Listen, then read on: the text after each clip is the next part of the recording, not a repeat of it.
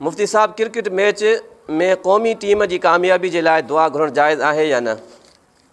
सवाल बि फज़ूल आहे, इहा रांदि बि फज़ूल आहे। हिकु रांदि आहे ऐं इहा रांदि ग़ैर शरई आहे। को इन में न मुल्की फ़ाइदो आहे, न को दीनी फ़ाइदो आहे, न को दुनियावी फ़ाइदो आहे। इन जे लाइ दुआ छा जी आहे? नबी सही फरमायो, अदुआ मुख़ुल इबाद आहे। दुआ इबादत जो मग़ज़ आहे। दुआ इंसान या त कंहिं सुठे कम जे लाइ घुरे या जाइज़ कम जे लाइ घुरिजे।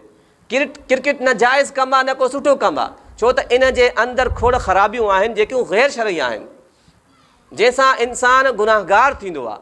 त हिकु गुनाह वारी शइ, हिकु लहू लाभ वारी शइ, हिकु फज़ूल शइ, वरी उन जे खटण जी दुआ घुरणु, इहा त अक़ल जे बि ख़िलाफ़ु ॻाल्हि आहे।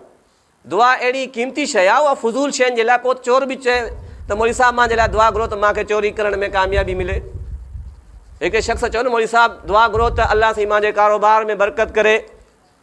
त ॿिए चयोसि, मौलवी साहिबु न घुरिजो, न घुरिजो। चए छो? चए निबागो क़बरूं खोटींदो आहे। दुआ घुरंदो त माण्हू ज़्यादा मरंदा त उनजे कारोबार में बरकत थींदी न। त अहिड़ी दुआ न घुरिजे जेकी कंहिं गुनाह जे लाइ हुजे।